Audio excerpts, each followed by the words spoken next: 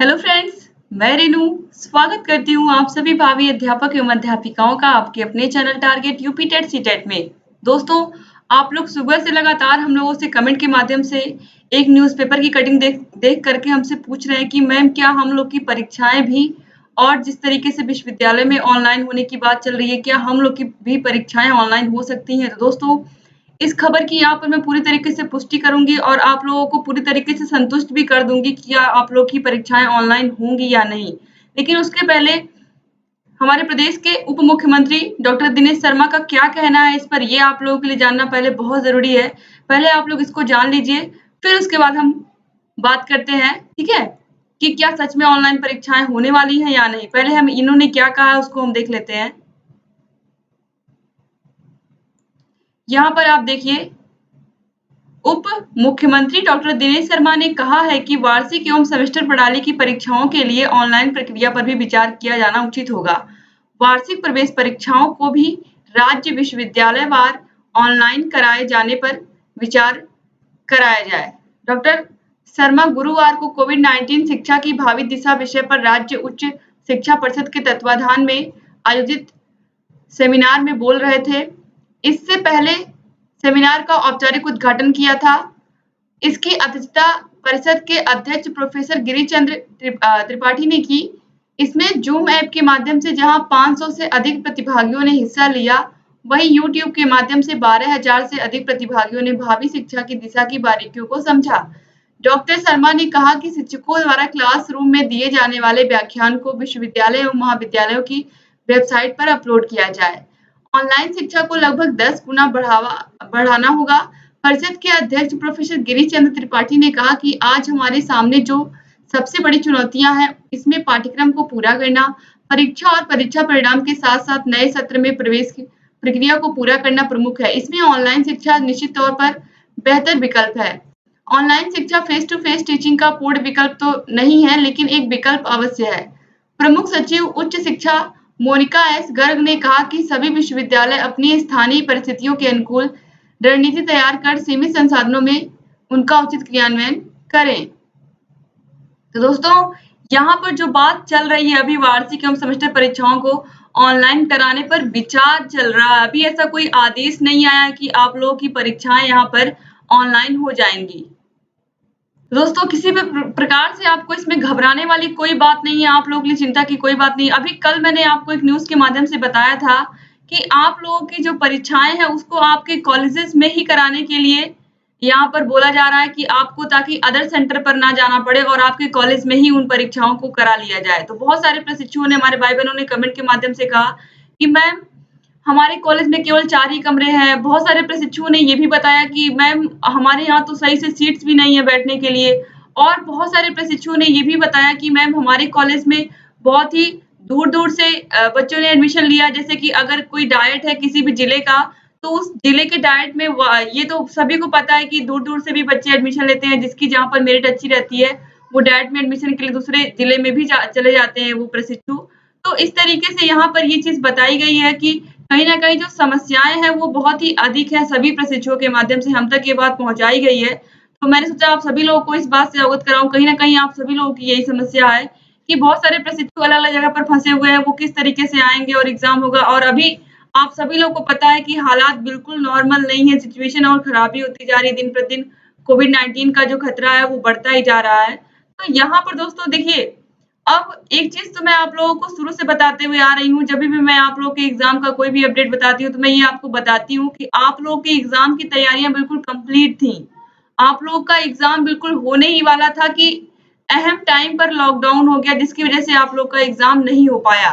तो आप लोगों की कॉपियाँ भी डायट्स पर पहुँच चुकी थी, आप लोगों के प्रश्न पत्र डायट पर पहुँच चुके थे। आप लोगों का सारा तैयारी आप लोग के एग्ज़ाम का हो चुका था, बस केवल और केवल लॉकडाउन की वजह से आप लोग का एग्ज़ाम स्थगित करना पड़ा। तो दोस्तों, यहाँ पर एक चीज़ मैं बता दूँ, अगर आप लोग के दिमाग में ये चीज़ चल रही है कि आप लोग की परीक्षाएँ ऑनलाइन हो जाएँगी, तो फिलहाल अभी ऐसा कुछ भी नहीं होने वाला है। उसका सबसे बड़ा रीज़न तो मैंने यही बता दिया कि आप लोग की तैयारी पूरी थी ऑफ़लाइन एग्ज़ाम कराने की।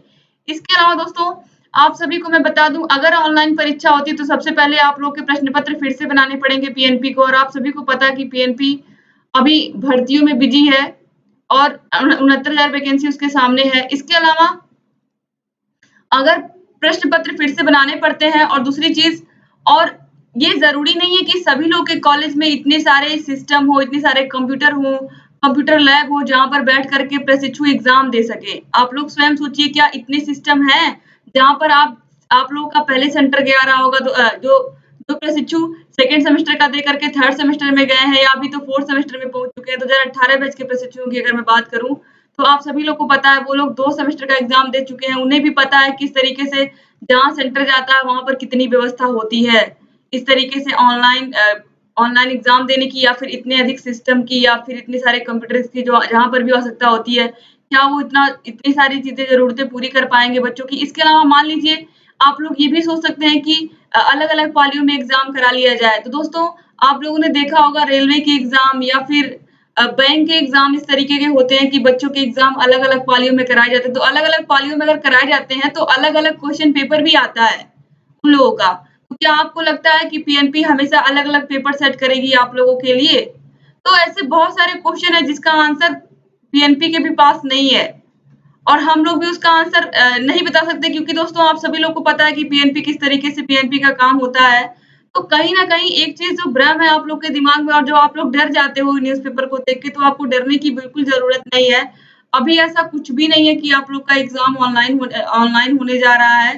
अभी सिर्फ़ और सिर्फ़ यहाँ पर अगर कॉलेजेस की मैं बात करूँ चाहे विश्वविद्यालय हो, यूनिवर्सिटीज़ हो, कहीं पर भी ऐसा कुछ भी नहीं है कि अभी केवल और केवल बात चल रही है ऑनलाइन एग्ज़ाम कराने की। अभी आप सभी लोग को पता है कि ऑनलाइन क्लासेस चल रही हैं, उसकी कितनी सच्चाई है, ये आपको बताने की ज़रूरत नहीं है, कि किस तरीके से कितने बच्चों के पास मोबाइल फ़ोन्स हैं और कितने बच्चे स्कूलों में कनेक्ट होकर के पढ़ाई कर पा रहे हैं फ़ेस टू फ़ेस। तो यहाँ पर दोस्तों, जो समस्या है वो भी इतनी आसान नहीं है जितना मतलब यहाँ पर बताया जा रहा है। तो कहीं न कहीं एक चीज़ मैं आप लोग को बता दूँ कि अभी तो फ़िलहाल आप लोगों के डीएलएड की परीक्षाएँ ऑनलाइन कराना अभी तो बिल्कुल ही संभव नहीं है। तो दोस्तों अभी आप लोग को पता भी है कि अभी जून में परीक्षाएँ होनी नहीं है, कहीं न कहीं जुलाई में ही परीक्षाएँ होनी है। तो एक चीज़ तो यहाँ पर आप लोगों को मैंने कल भी बताया था कि हो सकता है कि अब आप लोग के एग्ज़ाम आपके कॉलेज में ही हो, तो अगर इतनी सुविधा मिल जा रही है कि आपको अपने कॉलेज में ही एग्ज़ाम देने को मिलेगा और निश्चित रूप से लॉकडाउन भी दोस्तों खुलेगा, अगर मान लीजिए जून में नहीं खुलता है तो जुलाई में तो निश्चित रूप से खुलेगा। तो उस टाइम पर हो सकता है कि आपके कॉलेज में ही आपके एग्ज़ाम हो, तो इस तरीके से ऑनलाइन एग्ज़ाम का कोई प्रोसेस ही ना हो। तो पहली चीज़ दोस्तों कि जब आपके प्रश्न पत्र बिल्कुल तैयार थे, आपकी उत्तर पुस्तिकाएँ आ चुकी थी, तो निश्चित रूप से पीएनपी भी कोशिश करेगी कि उ उसको फिर से प्रश्न पत्र ना बनाने पड़े। ये भी एक क्वेश्चन है कि अगर सब कुछ आप लोग का तैयारी थी आप लोग के एग्ज़ाम को कराने की, तो कहीं न कहीं पीएनपी ये चीज़ पर विचार करेगी कि हम किस लिए फिर से प्रश्न पत्र बनाएँ और किस लिए फिर से इतनी मेहनत करें। तो कहीं न कहीं अब आप लोगों की परीक्षाएँ सिर्फ़ और सिर्फ़ स्थगित हुई थी, निश्चित रूप से जभी भी होंगी, तो आपको वही प्रश्न पत्र मिलेंगे और वही उत्तर पुस्तिकाएँ मिलेंगी। तो इसलिए आप लोग बिल्कुल श्योर हो जाइए कि अभी ऐसा कोई न्यूज़ नहीं है कि आप लोगों की परीक्षाएँ ऑनलाइन होगी। आप सभी को पता है कि मैंने कितनी सारी चीज़ें बताई कि कितनी सारी दिक्कतें आएँगी अगर आप लोगों की परीक्षाएँ ऑनलाइन होती हैं।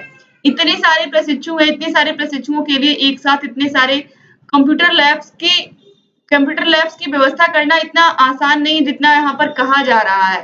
दोस्तों उम्मीद करती हूँ कि आपको ये पूरी न्यूज़ क्लियर हो गई होगी और आपको अब बिल्कुल साफ़ हो गया होगा कि ऐसा कुछ भी अभी नहीं होने वाला है। तो दोस्तों उम्मीद करती हूँ कि आपको सभी चीज़ें क्लियर हुई होंगी। दोस्तों, अगर आपको किसी भी प्रोजेक्ट में कोई सहायता चाहिए या फिर आपको कोई वीडियो नहीं मिल रहा है, तो मैं आपको यहाँ पर बता दूँ कि हम लोगों ने आप लोगों को लगातार 3 बार प्रोजेक्ट वर्क मिले हैं और तीनों बार हम लोगों ने आप लोगों का पूरा प्रोजेक्ट वर्क करवाया है और उन सभी वीडियोज़ का एक प्लेलिस्ट बना दिया है। और उस प्लेलिस्ट की लिंक आपको इस वीडियो के नीचे डिस्क्रिप्शन बॉक्स में मिल जाएगी। इसके अलावा दोस्तों आपको अगर उन सभी वीडियोज़ की पीडीएफ चाहिए तो उसके लिए आपको हमारे टेलीग्राम चैनल को जॉइन करना पड़ेगा। टेलीग्राम चैनल का लिंक आपको इस वीडियो के नीचे डिस्क्रिप्शन बॉक्स में मिल जाएगा। इसके अलावा आप टेलीग्राम चैनल पर टारगेट यूपी टेट सीटेट को सर्च करके भी वहाँ से हमारे चैनल को सब्सक्राइब कर सकते हैं। इसके अलावा दोस्तों अगर आपको कोई भी समस्या आ रही है तो आप हमसे बता सकते हैं, हम आपकी सभी समस्याओं को दूर करेंगे। आपको बस केवल और केवल एक कमेंट करना है यहाँ पर। और दोस्तों अगर अभी तक आपने हमारे channel target UP TET CTET को सब्सक्राइब नहीं किया तो प्लीज़ दोस्तों जल्दी से सब्सक्राइब कर दीजिए क्योंकि ये चैनल आपके बहुत काम का है और लगातार हम लोग आपके लिए ऐसे ही काम की और सारी चीज़ें लेकर के आते रहेंगे और लगातार आप लोगों के लिए जितने भी स्टडी मटेरियल्स हैं वो भी लेकर के आते रहेंगे। आप सभी को पता है कि हम लोग आपके सभी विषयों का लगातार क्लास चला रहे हैं और सभी विषयों की क्लासेस का पूरा प्लेलिस्ट हमने बना दिया है और आपको प्लेलिस्ट की लिंक भी आपको इस वीडियो के नीचे डिस्क्रिप्शन बॉक्स में मिल जाएगी और वहाँ पर जाकर के आप सभी वीडियोस को देख सकते हैं।